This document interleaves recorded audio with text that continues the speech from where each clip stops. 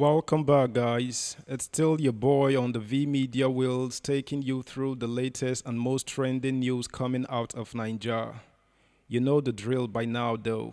Subscribe, like, share, and comment. Thank you. Atiku, Wike, Ayu, and Kama.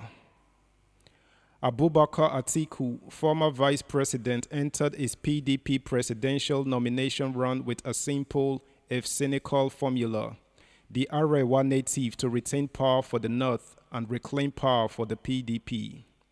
Those were would-be personal gains, garnished with collective spice, served with gung-ho relish. First, the Atiku lolly for the North, then the Atiku gravy for PDP. The former ruling party, drawn to power as a mad and furious bull, is drawn to a red rag. Indeed, the real deal for the PDP in the Atiku Magic playbook was the sure banker of plain ace cynic, spewing humbug, roiling emotions.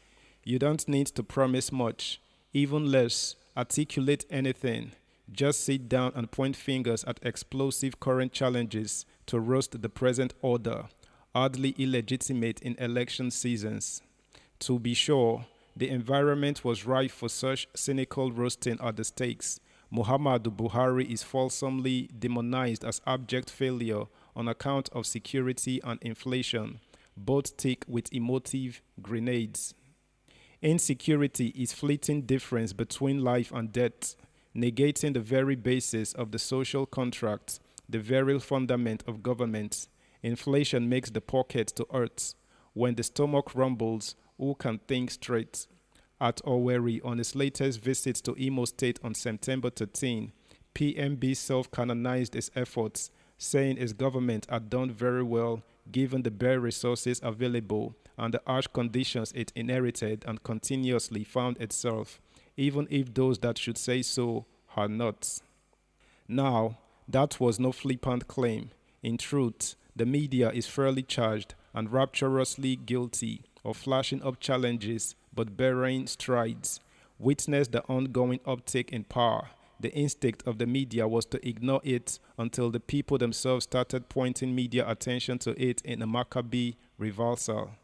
True, a tiny segment may have abandoned their strict professional ethos and hugged blind bias. A good number plead good old ethos of circumspection and healthy skepticism, one of the great canons of ethical journalism.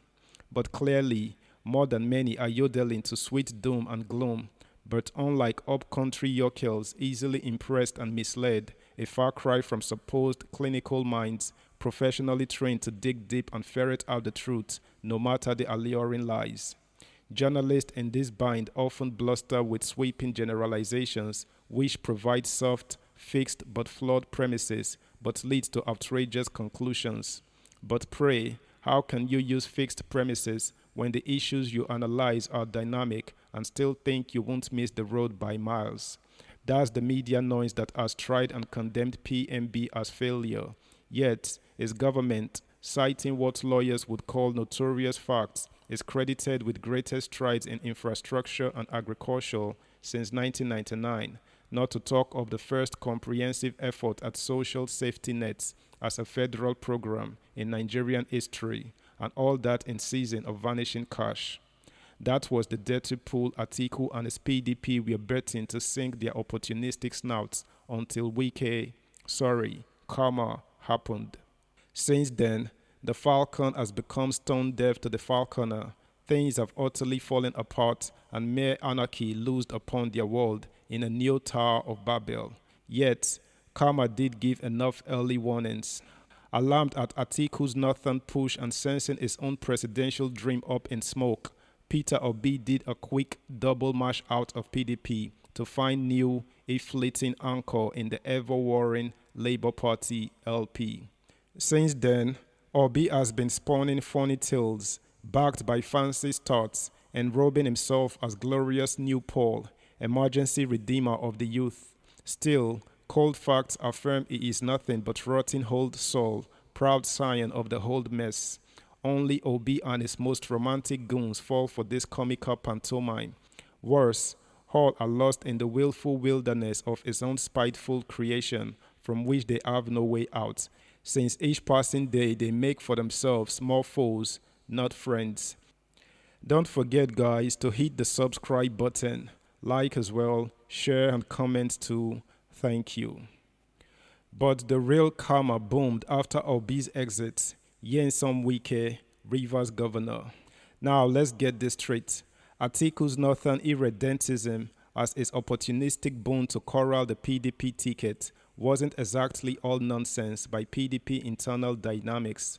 Notorious facts: of the 16 years PDP bust federal power, the South accounted for a little over 13 years, while the North, under the ill-fated Umaru Musa Yar'Adua, had just a little under 3 years, 29 May 2007 to 5th May 2010. So, if Atiku galloped into town, raking panicked folks with his belching gun, pissed by a clear northern shortchange in the PDP sweepstakes, you can at least understand. But legitimate as that is, how does it pan against the national optics of another northerner taking power for PMB after 8 years straight? No sweat. The Atiku camp seems to crow. Arewa has the numbers. Why?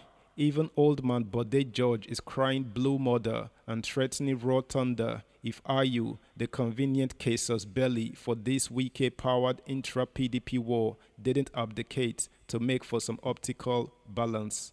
The little fire Wike lit in Rivers is blazing in the southwest, flaring intrazona PDP mini-wars. Who knows where the blaze would hit next and what new heights it might reach.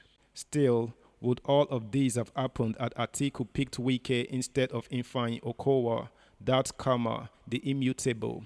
In fairness to Atiku, no one would expect a future commander-in-chief to yoke himself to a braggart-in-chief of Wike's hue and expect to rule happily ever after.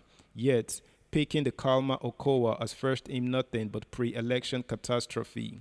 Just one false move, which nevertheless felt like the same one when it was made, has thrown Atiku and his PDP right at the stakes where they were hoping to roast PMB and his APC. Karma, the immutable. Atiku gallops into electoral battle on a PDP stallion, echoing an out-and-out northern cave. Presidential candidates North, national chairman North, campaign council chair North. It is the sort of scenario our ace-liberal and Teflon reformer would gladly crave a fit, just to zealously point fingers. Yet, here we are. Still, it appears morning yet on the day of woe, come the elections proper, or be Southeast children of anger might well go gaga, taking their pound of flesh. The portents are dire.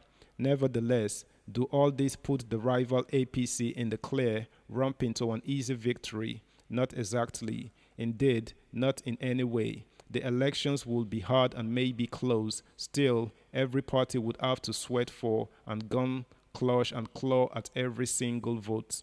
That would be far better for everyone than spewing Arabic tales from Dubai or statistical fibs from Samarkand and beamed at your sweet humbug as again scammed the electorate. That's the news, guys. Or should I say, porn. Until next time, bye.